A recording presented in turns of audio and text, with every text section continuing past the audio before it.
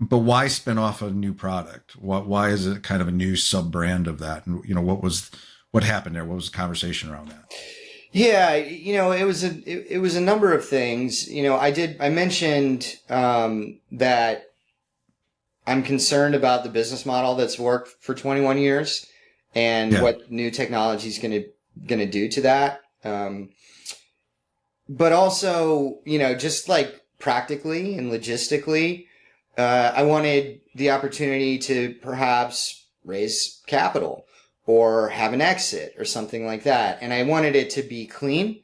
Hmm. And if it was rolled up into Barefoot Solutions, then it gets messy. And so I decided to form a new LLC.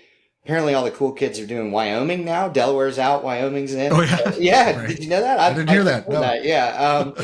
So I, formed a new LLC out of Wyoming, and we're doing business through that entity. So it was, a practical choice to, have some separation between the entities to keep some options open. Like you're differentiate, like what, even though you could call that niching down to a degree. You're not after the whole market, but you're figuring out what you can solve and for what parties.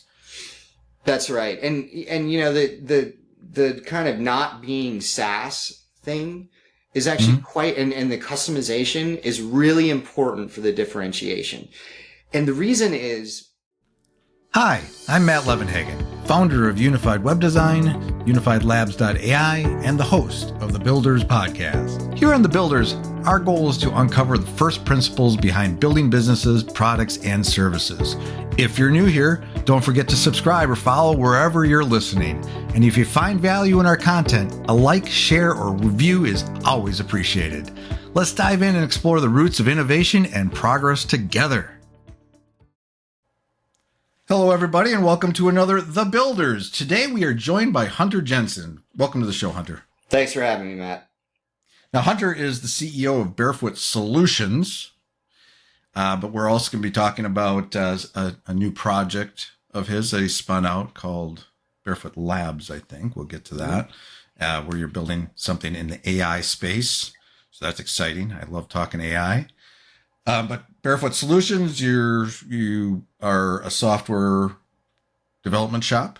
Mm-hmm. You build stuff for people. We do. We do. So we'll talk about that.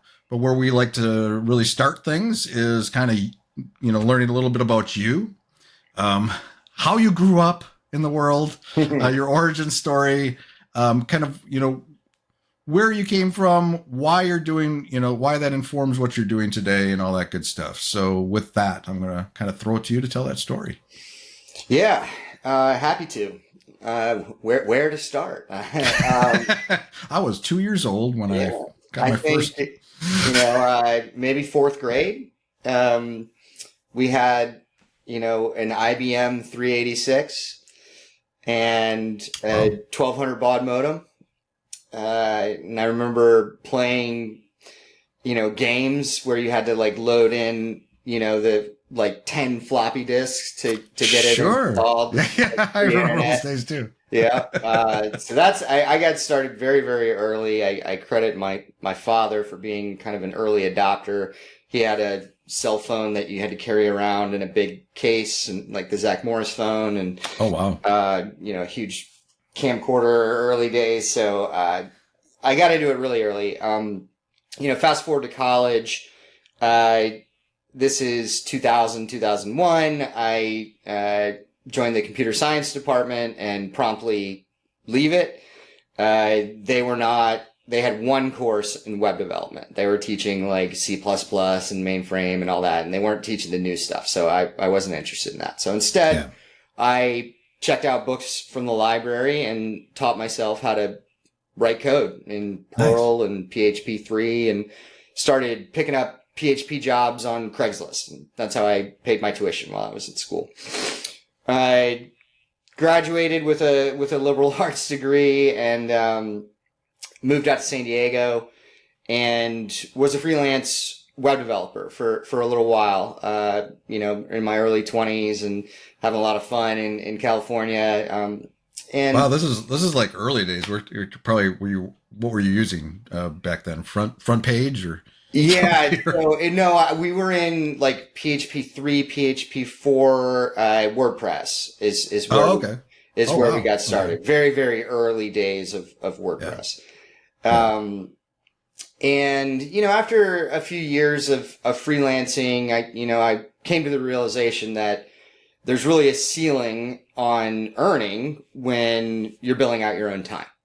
Right. So I got serious about building an agency, which is Barefoot Solutions. So, we grew organically over the years.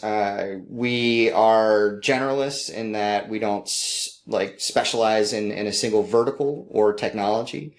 And the way that we stayed relevant after 21 years of doing this is by kind of staying at the cutting edge, not the bleeding edge, because companies don't really spend money on the really, really brand new tech. Right. So it needs to be proven a little bit. But we started as a web development shop. We had one of the first 100 apps in the App Store when it came online. So we bet really big on mobile, and that obviously paid off and kind of fueled our growth for many years. After mobile, we got into connected devices, the Internet of Things, medical device apps, things of that nature. After that, we got into blockchain and crypto for a while when that was really hot, and that was weird and exciting and interesting. And then we got into machine learning and AI. This technology has been around for a really long time, like 30 years or so. And so we did our first machine learning project, I want to say 8 years ago. So we've been kind of in the data science and artificial intelligence space for a really long time. Thank you to ChatGPT for kind of opening the eyes of the world to like what this technology was capable of. But, and what we've known for a lot longer, it went from being kind of an uphill climb, convincing clients that this stuff is powerful to now, everybody's talking about it and wants to deploy AI. So, we work with, we've done enterprise work for Salesforce and Samsung and Microsoft and folks like that. We work with venture-funded startups, which is a lot of fun, but not necessarily the most reliable.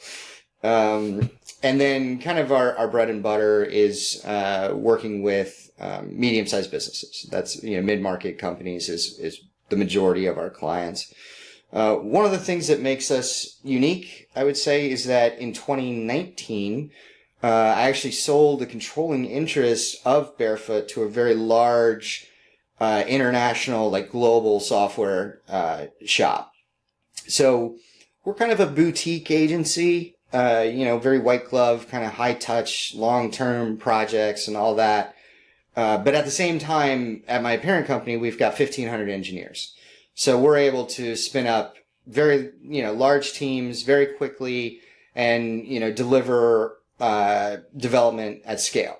And that's one of our differentiators. And that's why venture funded startups are a good fit for us. They raise their first round and they need a dev team immediately, right? And building that and hiring and building all the infrastructure, it takes a very long time, and we're able to really condense the time frame and get to building product quickly.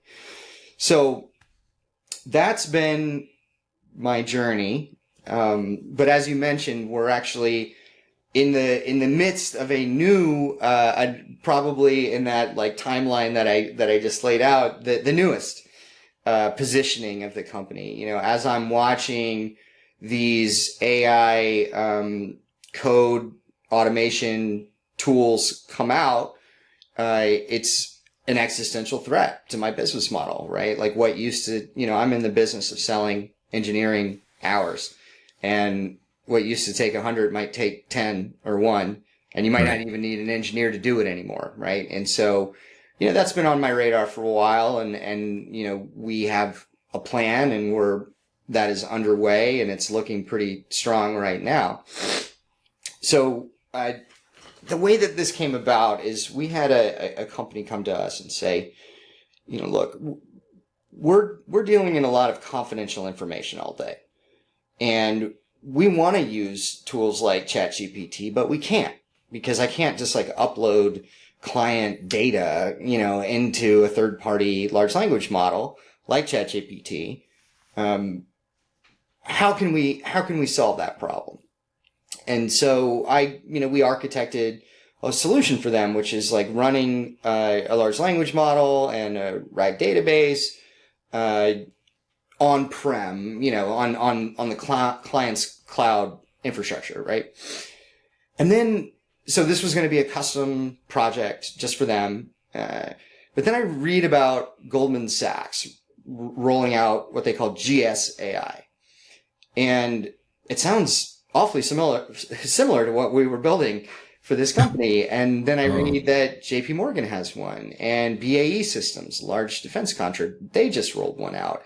And Cisco has one. And I think, oh, wow, all the big boys are rolling out these private AI platforms to boost their employees' productivity, to allow them to use large language models in a way that doesn't put them at risk of leaking confidential data. So I go back to this firm and I say, how about, instead of building this just for you, we license it to you for cheaper, and we go out and try to sell this to other companies. And that's how Barefoot Labs was born. Now, the product we're building is called Compass, which is, like I mentioned, it's for mid-market companies that want to use large language models and RAG databases and all the rest of it, but need it to be secure and private. That it's a lot of different verticals that have these needs, law firms and financial services and biotech and healthcare and, you name it. And so that's what we did. The first half of this year, we've spent building this product, and we are 1.5 sprints away from deployment of for our first client, which is very exciting. So that's been the journey so far, and more exciting times to come, no doubt. That is a journey. That is. I was just going to let you just lay it all out there. Yeah, there's a lot to unpack. You tell me what you want to talk about. No. Well, first of all, just to rewind completely. I mean, it's interesting, as running a web development agency myself, we're in our 7th year. So I haven't been at it as long. I've been on the internet for as long, but back in those early days doing other stuff. But one of the things that I don't know why this kind of jumped out at me is when people are starting a business, or whether it's an agency or whether it's any other kind of business, it's always like talking about those verticals and those niches. You got to find your vertical, you got to find your niche. But you said you're more of a generalist. And as you told your story, and it kind of, no offense, it jumped around a lot. You did a lot of different things along the way. What drove you? I mean, was it that being at that cutting edge, close to that cutting edge, that's what drove you? Or you just kind of followed the needle where it was like where things were headed, and let's tackle that. That's a new opportunity, and you didn't worry about who you were serving necessarily, or what industry, what this, what that. Is that what kind of drove you? Is just the tech and just getting excited about new things coming out? Yeah, it's like against every piece of advice I ever received, right, from like advisors and mentors and that kind of thing. Everybody says you got to specialize. You have to have a niche, a vertical, and one could say that our niche, our vertical, is cutting edge technology, right? Rather than a specific industry, it's staying focused on the newest stuff. But what drove that is a personal love for technology. It's my passion. I would do this work for free. That's how much I love it. And so I'm a builder, and I'm also a tinkerer, right? I love just tinkering with new tech. And the fact that that's part of my job is amazing, and kind of by design, right? Like, I remember gosh, I don't know when it was, early 2010s.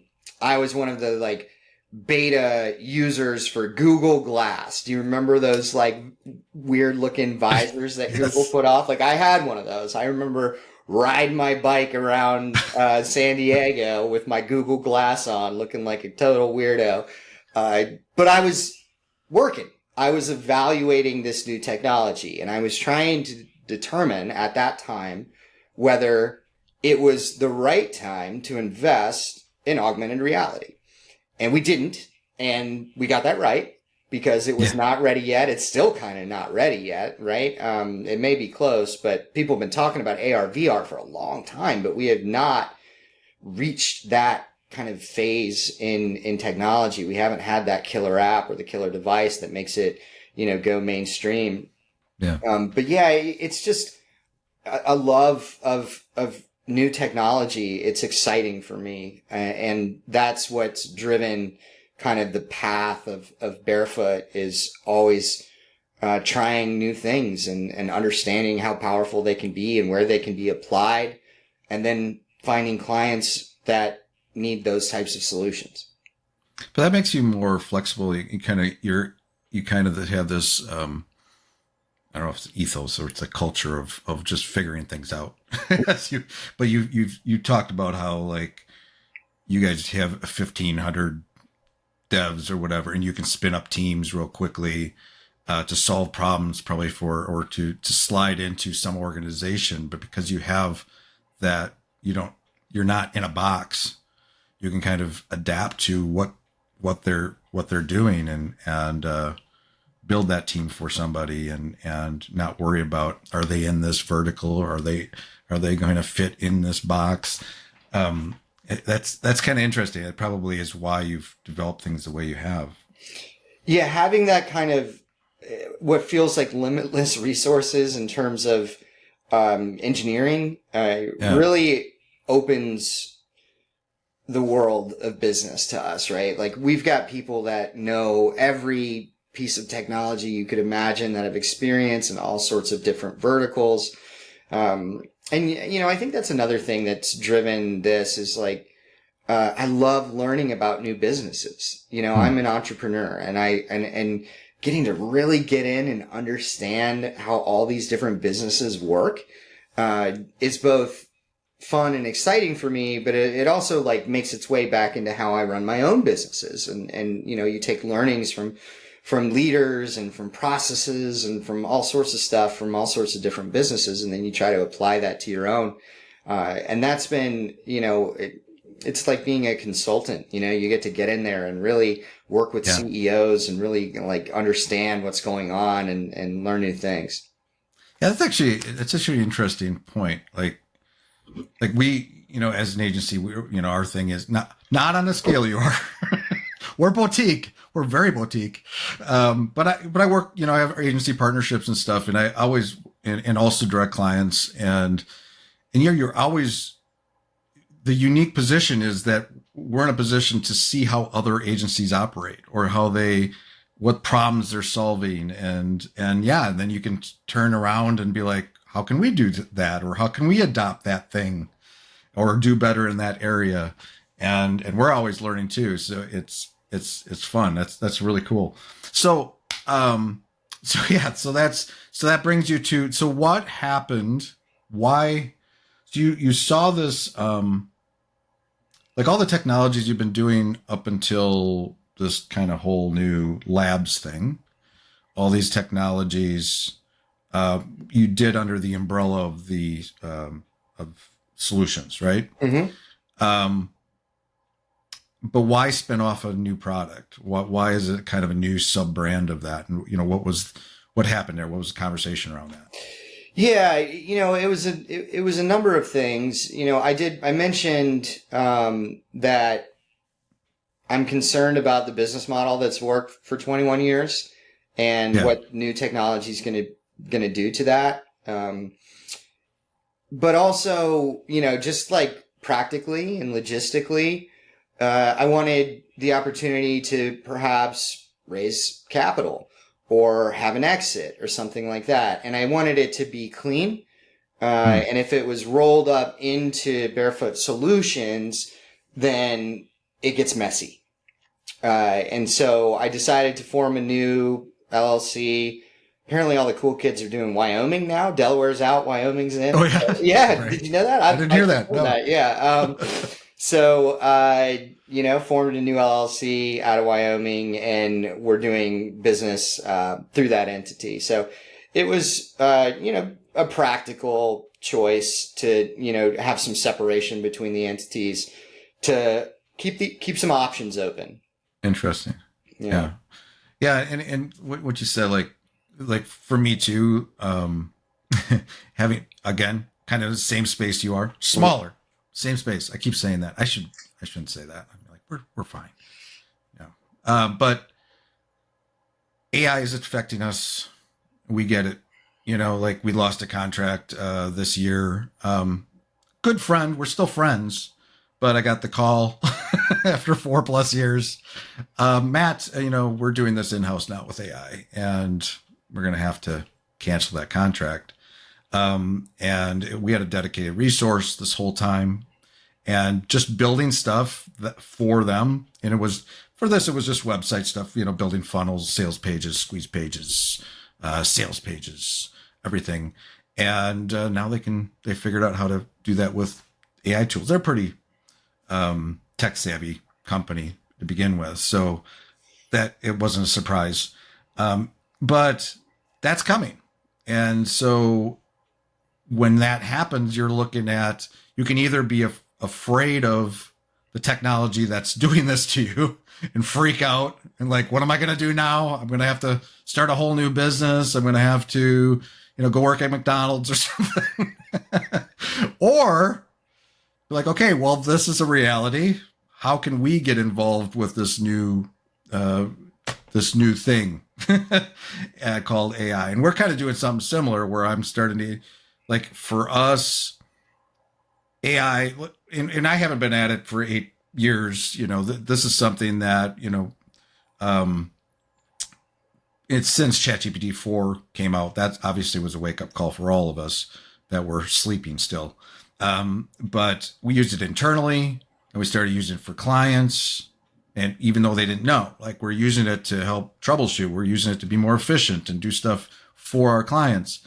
But now we're kind of bringing it to the forefront, figuring out how we can spin it off or at least position ourselves so we can grow in that direction. But sounds like exactly what you're doing as well. You're seeing the writing on the wall.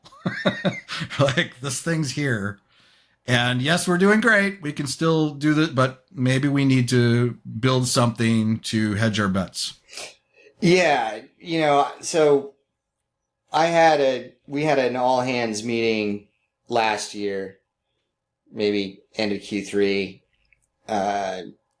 And what I told my team was very similar to what you just said. Look, we can be afraid, or we can lean in, and we're going to lean in.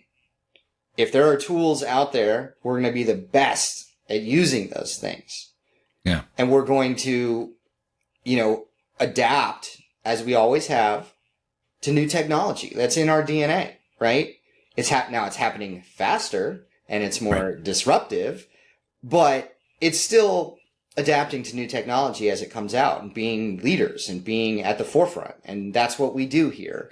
And so when I gave that talk, partly to convince myself as well as to convince the rest of my team, right, I didn't know really what that meant. Like, last year, like, I could not see further than my hand, right? It was just murky and cloudy, and I didn't know where we were going or what we were going to do, but I knew things were going to change. That's what I knew at that time. And then fast forward, so I spent those months just thinking and looking and tinkering and trying to identify the opportunities. Where are they? And how can we, based on, our setup and our infrastructure and our resources and our people and all these things, how can we take advantage of this? How can we treat this like an opportunity, not necessarily a threat? And that's how we eventually came to Compass.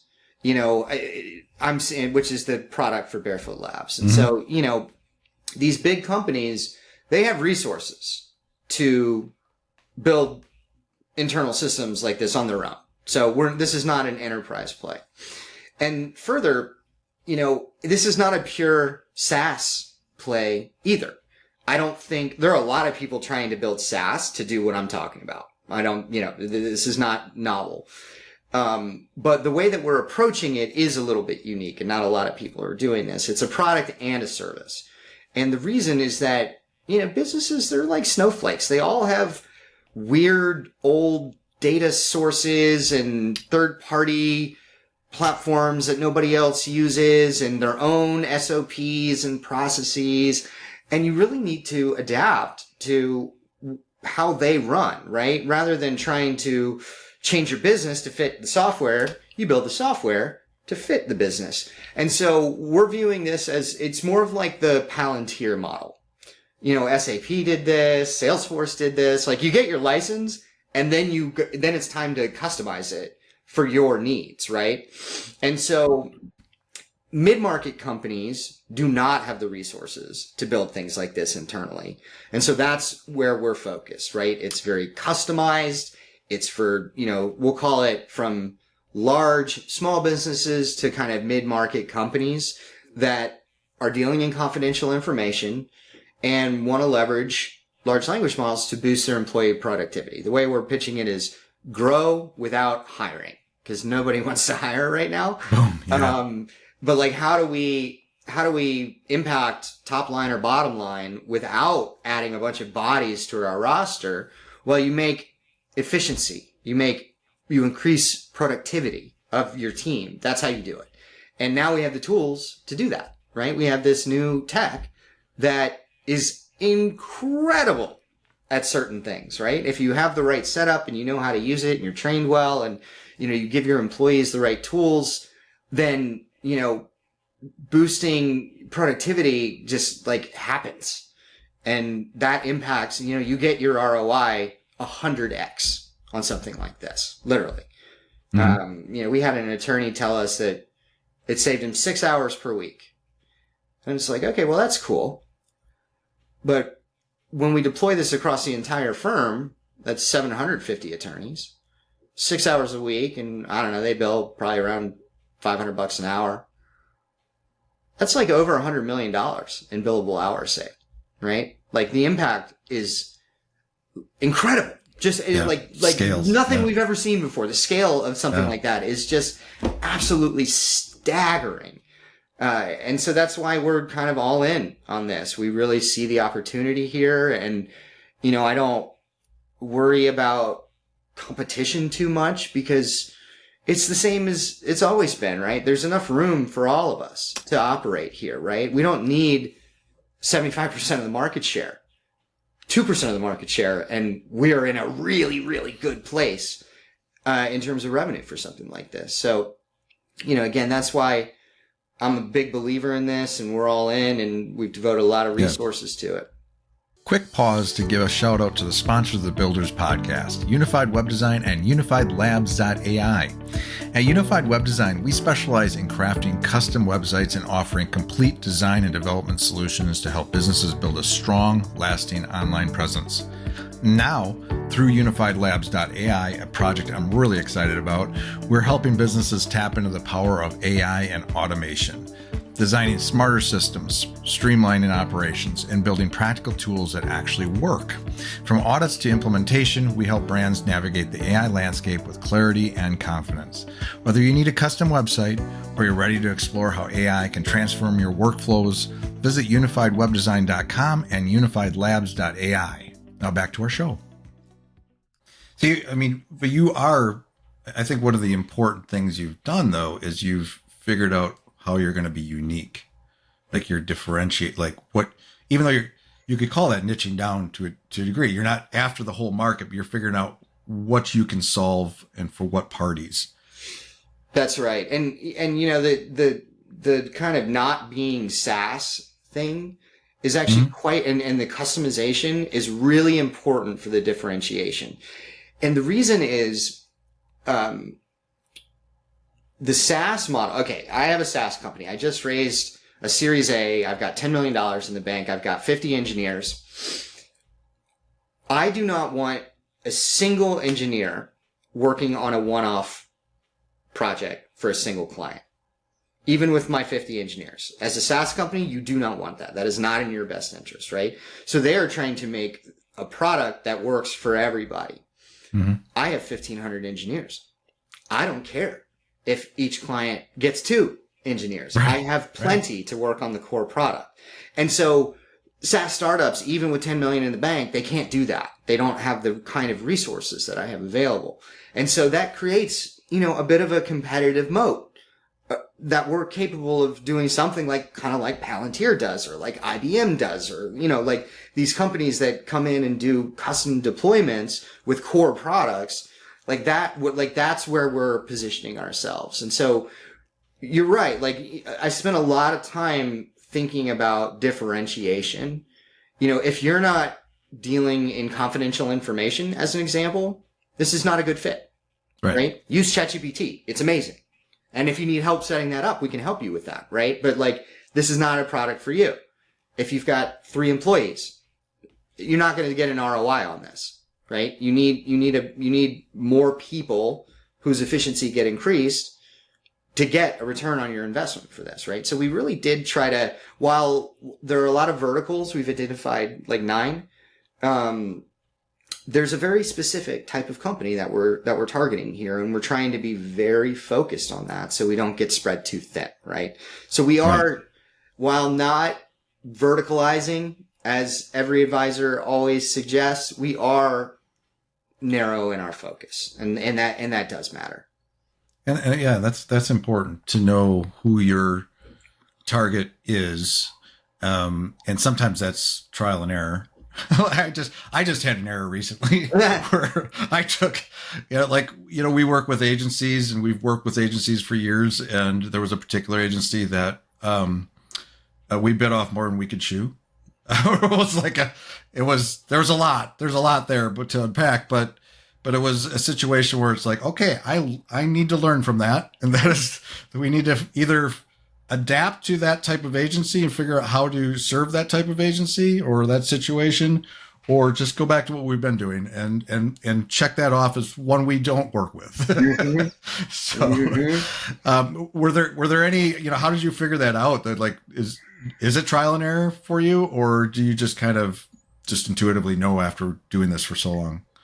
So, and this is like not just specific to this product, but something that I see across my whole career with startups specifically, and it's about product market fit. That's the number one place where I see early stage startups fail, is they don't find product market fit, right? And so so I kind of left this out of my journey, but I've been part of startups kind of at an arm's length for most of my career as well, either as a fractional CTO or as one of the co-founders or as an investor. And I've been involved in kind of a lot of startups and seen a lot. And this is the number one place where they fail. And what I advise during this stage of product design and development is just talking to as many people as you can. Understand and listen. Don't try to sell them. Just ask questions and listen. And so that's what I did here. We had this one client, and I said, well, tell me, help me understand how you would use this. Who else would use this? What would make it valuable to you? How would it move the needle for the business overall? And not just that one client, but tons of them. I've been talking to people about this for months and months, and that is how I narrowed in on product market fit. And I've got 8 customers now that have raised their hand and said, when this is ready, we want this.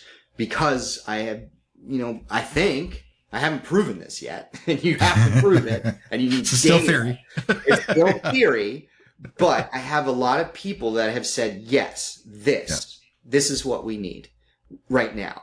This is what the company's talking about, and we don't know how to do this. We need help.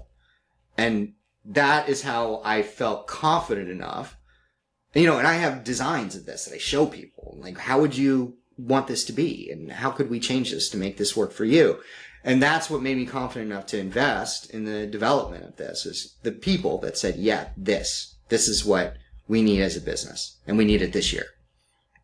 That's great. That's great advice.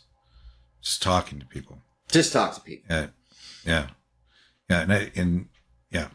Again, relating to myself, that's how I ended up working with agencies I am, because I talked to a lot of agencies, listen to their problems and figured out, I think I can solve that for these agencies. That's what I want to, that's how you do it. But, now I just need to scale it like you and just do bigger things. But this is actually cool. So the technology itself and what you're doing, I mean, is this like, out of all the things you've done, is this like the most exciting moment?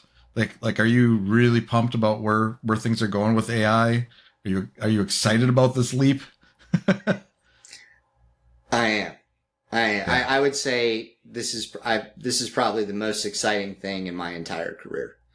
I've been excited about this new technology for a while, but I didn't know what we were going to do about it until much more recently. But,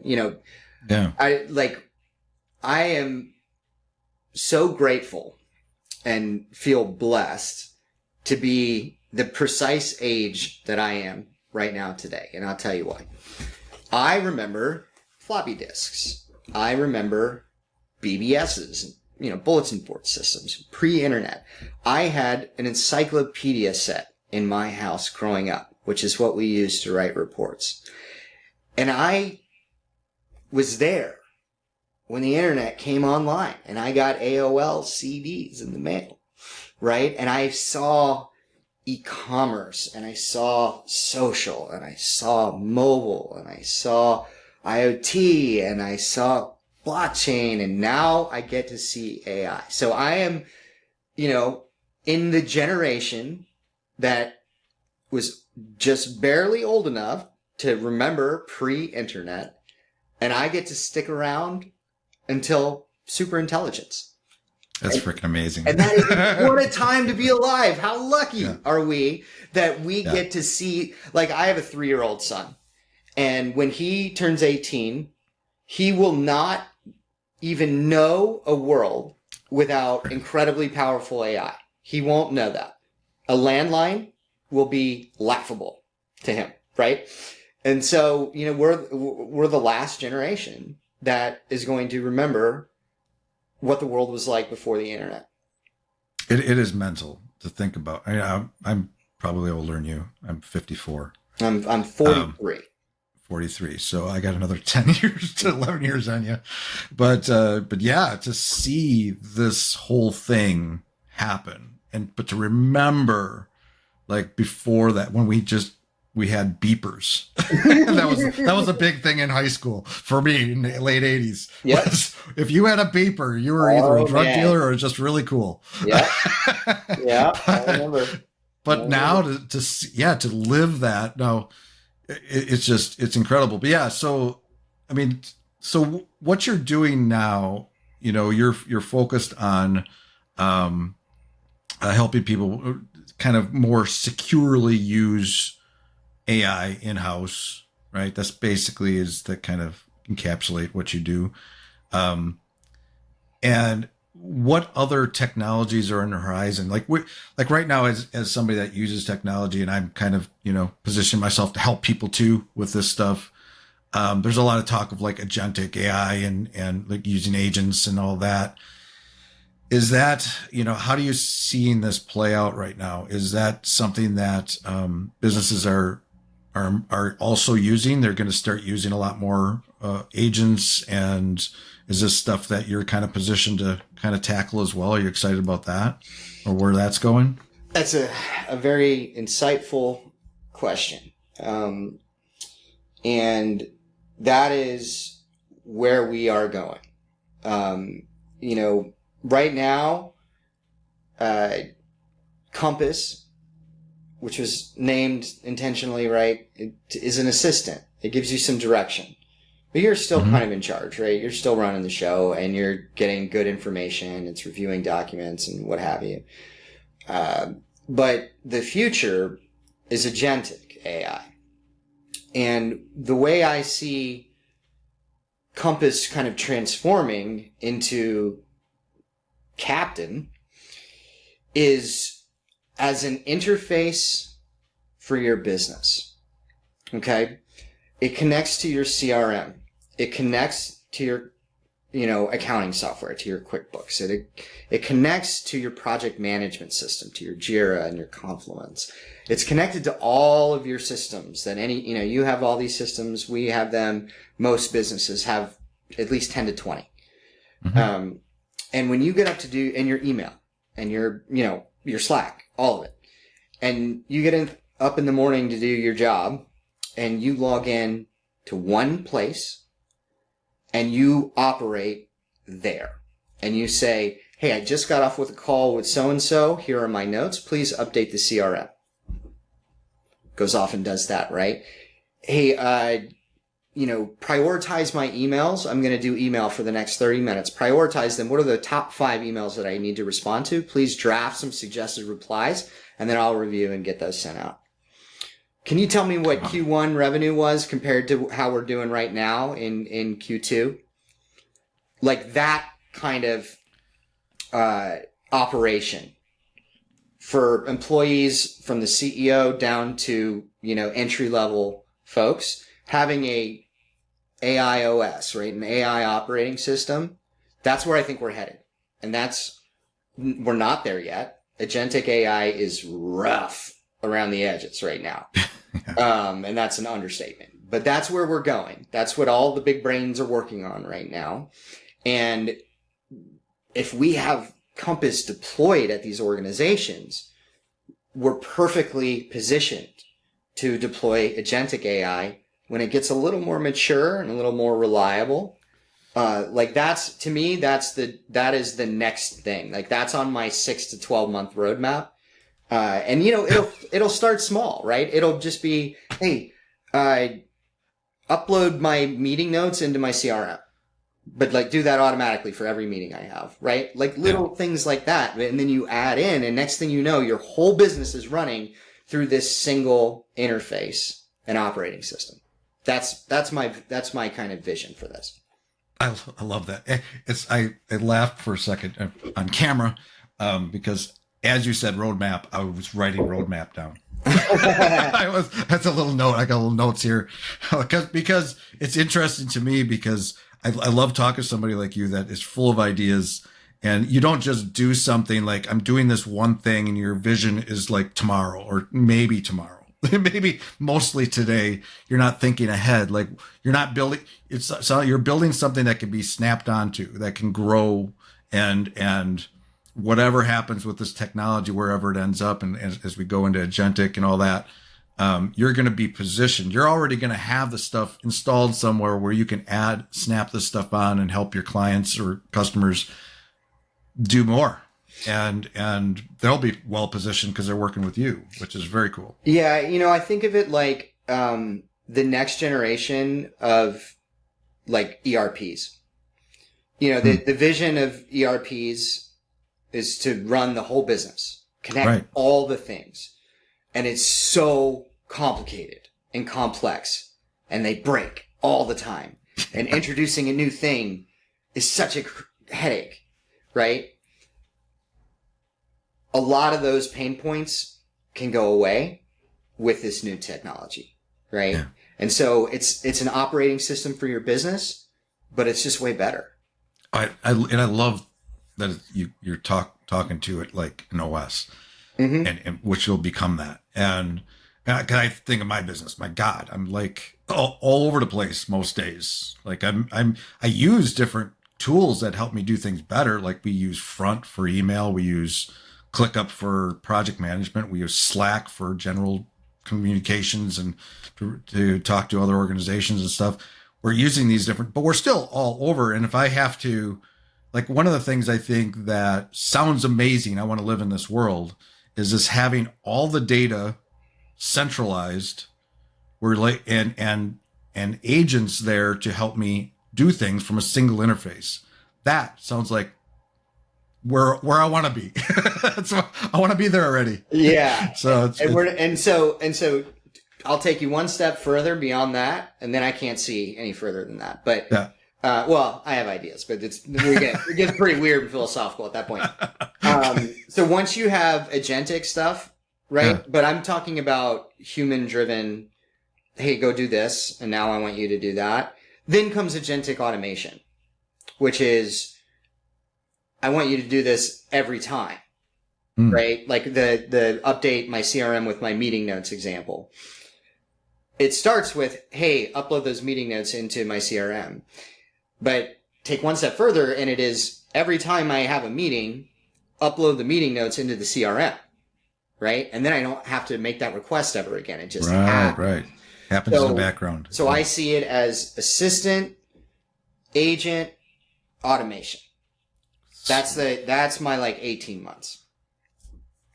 18 months. That's not that long. You're moving fast. You got to move fast though. I mean, we could be on Mars in 18 months. Really? The speed at which things are moving right now, like we have to go, like the urgency has never been this strong, like as a services company, this, like, it's like, okay, new client, that's great. We're chugging along. We're growing 20, 30% over a year. That's fantastic.